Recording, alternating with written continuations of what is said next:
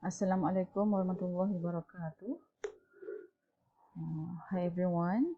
So first for ECO162, first we go to the chapter 1, Introduction to Economics. Okay. So at the end of this chapter, so you should be able to interpret the definition of economics and also distinguish between micro and macro. Okay. Then you can describe the three economic concepts, which is scarcity, choice and opportunity cost, discuss and illustrate the PPC, production possibilities curve, and also describe the three economic problems, and last you can differentiate the four types of economic system.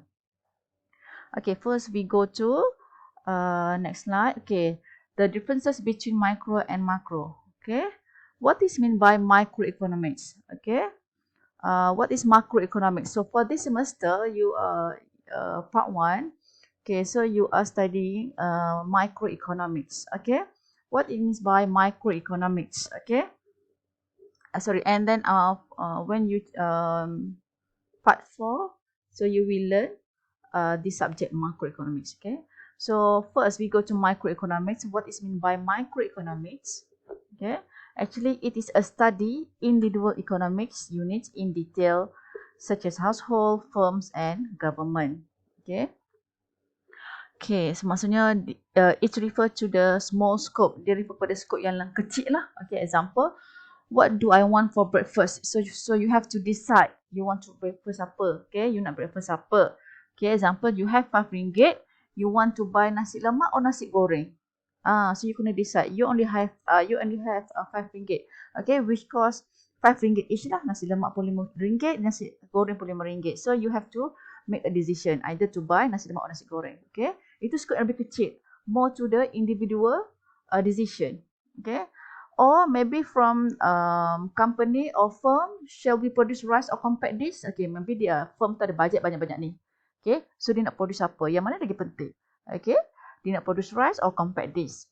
Okay, the price of chicken increases significantly during high rice season. Okay, so ini dia just mention the price of chicken je, harga ayam je. Okay, not the overall price. Tak semua, kalau melibatkan semua harga barang, skop yang lagi luas.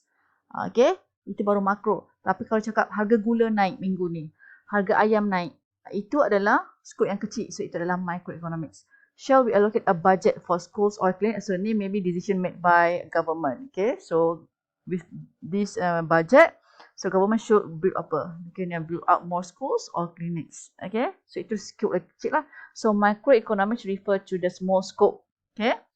While for macroeconomics refer to the study the aggregate behavior of entire economy. Dia menyebabkan keseluruhan. Okay, it's refer to the a wider scope yang lagi luas lah. Okay, example, what is the unemployment rate in Malaysia? Okay, to calculate the unemployment rate, you have to know the number of unemployed in Malaysia. Berapa ramai orang yang tak bekerja dalam Malaysia? Okay, so itu scope yang lagi luas. Okay, kalau you may just mention unemployment rate in Terengganu, unemployment rate in Selangor, itu skop kecil sebab dia fokus pada satu negeri saja. But kalau melibatkan the whole Malaysia, so itu skop lagi luas lah. So itu makro. What causes a high inflation? Apa yang menyebabkan berlaku inflation yang tinggi? What is meant by inflation? A continuous increase in general price level of goods and services. Normally we measure in a year lah. Kenaikan tingkat harga barang secara berterusan. Semua harga barang naik. Normally kalau menyebabkan harga barang inflation ni, contohnya lah, bukan setakat harga ayam je. Kalau harga ayam je, itu adalah micro. Okay, harga ayam tadi kan. But kalau menyebabkan semua harga barang naik, so akan menyebabkan inflation. Okay, bila menyebabkan semua harga barang naik, akan menyebabkan inflation, itu adalah skop yang lebih besar, so itu adalah makro. In 1994, the national income of a country is 22,400 million. So sini it's mentioned national income. Okay, kalau menyebabkan national income, so itu skop yang lagi luas. So itu adalah makro. Kalau dia mention income among lecturers in Terengganu, among lecturers dia fokus pada lecturer saja. Di Terengganu pula tu. So itu adalah skop yang lagi kecil. So itu adalah micro. Okay, kalau merupakan national income, itu adalah makro. The economic growth of the country is expected to be 6% in 1995. Okay, ini pun sama jugalah. Economic growth, pertumbuhan negara, pertumbuhan ekonomi negara. So itu adalah macroeconomics. Okay, then next slide. Okay, so this is the example for micro and macro. Lebih kurang macam tadi juga. Okay, tapi yang ni lebih jelas lah. Okay, dia lebih lagi detail. Okay, ini lagi detail. Okay, microeconomics. Okay, example dia, we studies studies on distribution of income and minimum wage rates. Okay, itu skop yang lebih kecil. Example, how much minimum wage in Malaysia? Okay, berapa kadar upah di Malaysia? Example, 1,200.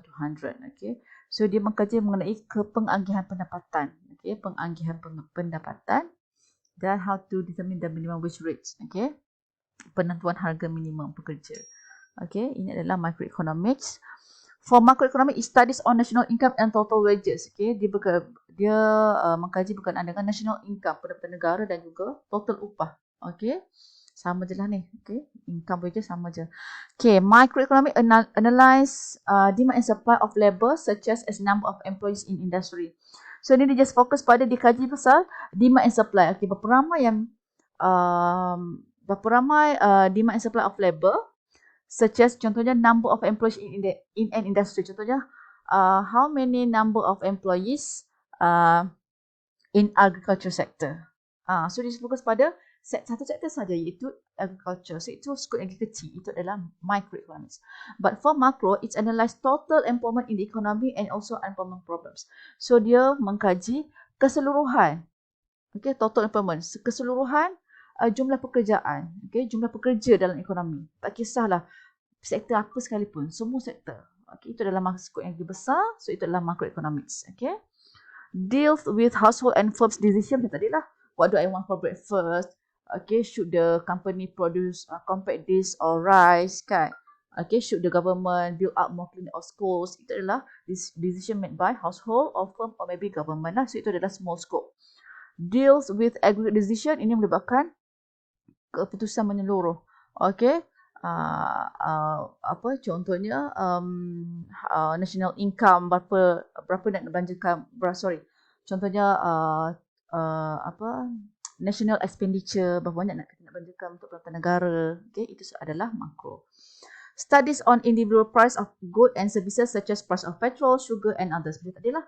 Okay, the price of chicken increases during high raya season. Okay, ataupun the price of sugar increases okay, during hari raya. Okay, maksudnya menjelang hari raya je kebanyakan harga barang naik kan. So dia fokus pada certain barang saja. So itu small scope, refer to small scope sebab dia fokus pada barang tertentu saja. But for macro, studies on overall price level such as consumer price index which indicates the inflation rate. Contohnya sebab bila kita nak tentukan inflation rate, kita kena tengok harga barang keseluruhan, iaitu nak macam how to calculate inflation rate by using consumer price index lah. Okay. Microeconomics analyze demand and supply of individual goods. Okay, kita akan kaji berapa banyak demand. Contohnya you demand for rambutan. Okay, banyak mana orang demand rambutan dekat Terengganu ni? Banyak mana orang demand durian kat Terengganu contohnya lah. But for macroeconomic studies aggregate demand, aggregate supply. Aggregate maksudnya keseluruhan. Means berapa banyak orang demand rambutan di Malaysia. Berapa ramai orang demand durian di Malaysia. Okay.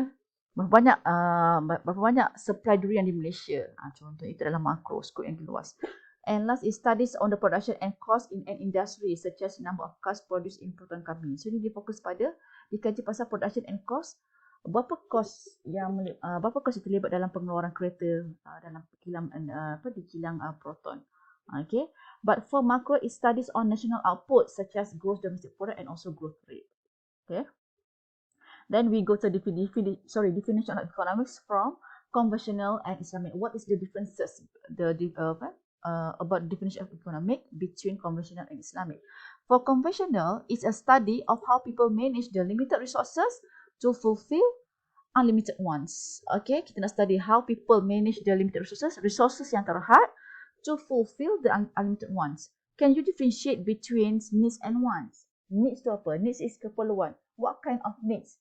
We need shelter, tempat tinggal. We need food, right? Okay.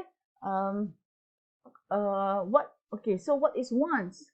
Kehendak.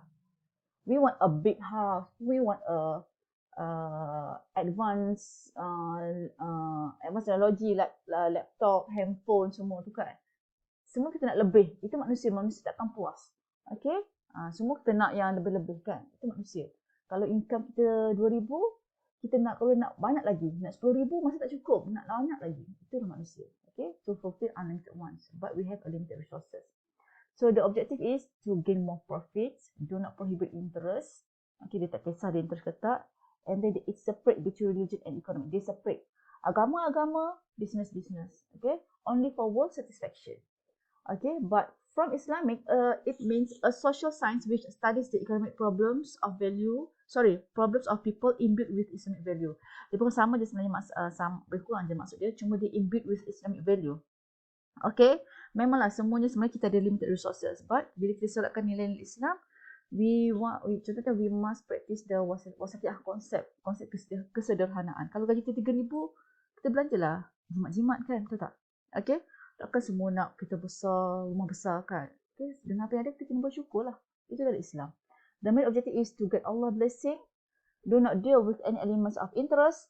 Okay, no separation between religion and economics. So dalam agama, dalam bisnes mesti dimasukkan dengan elemen Islamik juga.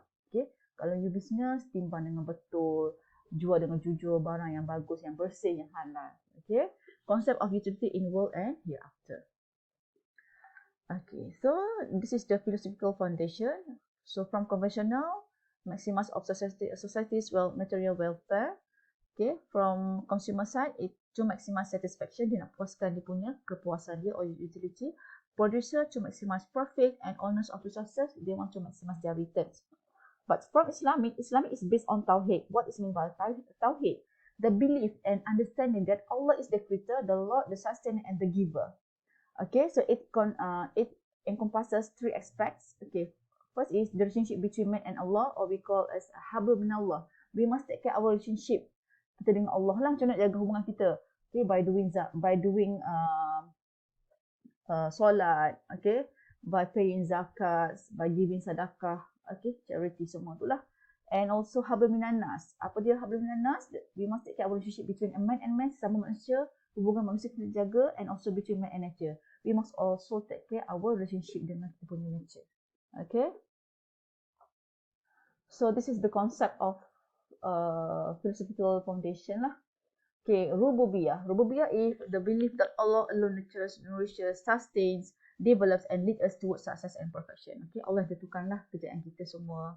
Okay, kejayaan kita yang membawa kita pada perfection or successful. Khalifah, the role of man as the vicegerent of Allah, entrusted with all the economic resources, has the responsibility of illustrating a role model for other men to follow. So we as a Muslim, our role model is our Rasulullah sallallahu alaihi wasallam. So we must follow the sunnah, kan? Okay, as our role model. Tazkiyah, the concept of purification and growth, responsible to enrich the world and purify his asset or wealth through zakat, sadaqah, wakaf, and charity. So how to purify our wealth? By paying zakat, by giving sadaqah, charity, semua tu. Ukhuwah, the concept of brotherhood, showing the right attitude towards other human beings. Okay, so kita jaga hubungan ukhuwah kita sama manusia lah. Tak boleh gaduh semua tu. And al-falah, hayya alal falah. Every day kita dengar ni kan, 5 kali sehari kita dengar azan, kita dengar hayya alal falah. Okay, actually it means the concept of success, happiness, prosperity in this world and the hereafter. We want to achieve successful in this world and also hereafter. Marilah mencapai kejayaan, kan? So for next slide, kita sambung dengan next video.